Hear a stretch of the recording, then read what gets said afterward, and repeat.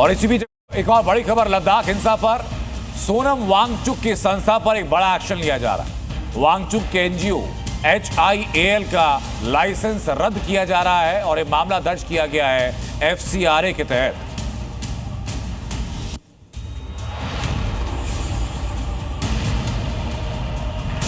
कल लेह में पूर्ण राज्य का दर्जा देने के बाद दर्जा की मांग को लेकर के तांडव हुआ, हिंसा हुई, अचानक प्रदर्शन हुआ। प्रदर्शन कैसे उग्र हो गया और कौन लोग थे जिन्होंने शांत लेह को अशांत करने की कोशिश की। और अब गृह मंत्रालय लेह हिंसा की एक एक कड़ी जोड़ रहा है और कड़ी जोड़ते हुए एक एक चीज को सामने लाने की कोशिश की जा रही।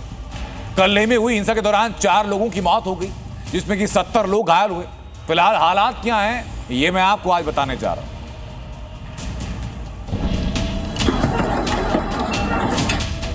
कल लद्दाख को पूर्ण राज्य का दर्जा देने की मांग को लेकर हो रहे प्रदर्शन ने हिंसक मोड़ ले लिया। बीजेपी ऑफिस के बाहर उपद्रवियों ने तोड़फोड़ और आगजनी की। सवाल है कि लेह में भड़काई हिंसा महज संयोग थी या ये बड़ा प्रयोग था। आखिर किसके इशारे पर हिंसक तांडव मचाया गया और किरदार कौन है जो हिंसा को लेकर जांच के घेरे में है। गृह मंत्रालय ने इस हिंसा के लिए जिसे जिम्मेदार ठहराकर सवालों के कटघरे में खड़ा किया है वो है सामाजिक कार्यकर्ता सोनम वांगचुक। गृह मंत्रालय की तरफ से जारी बयान में सोनम वांगचुक को हिंसक विरोध प्रदर्शनों को भड़काने के लिए जिम्मेदार ठहराया गया। गृह मंत्रालय के मुताबिक सोनम वांगचुक ने अपने बयानों से जनता को गुमराह किया।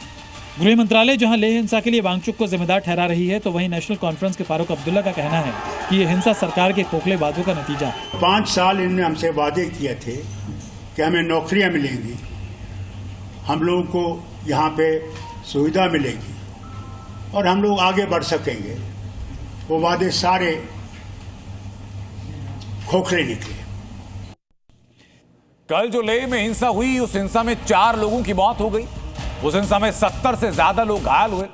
फिलहाल हालात क्या है अब ये मैं आपको बताता हूं। इस पूरे लेह में कर्फ्यू लगा दिया गया है। हर हालात पर, हर मूवमेंट पर, हर फोन कॉल पर नजर रखी जा रही है और हर संभव कोशिश की जा रही कि पूरे लेह में, पूरे इलाके में शांति बनी रहे। संवेदनशील इलाकों में अतिरिक्त पुलिस बल को तैनात कर दिया गया। हिंसा को देखते हुए लेह के साथ साथ करगिल में भी सुरक्षा बलों को अलर्ट पर कर दिया गया।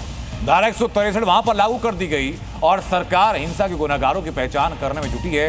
ये सब कुछ है जो लेह में हो रहा है। लेकिन लेह में कल जहां हिंसा भड़की, वहां 24 घंटों के बाद आज कैसे हालात हैं। हमारे सहयोगी प्रमोद शर्मा जब ग्राउंड जीरो पर पहुंचे तो देखिए उन्होंने क्या देखा।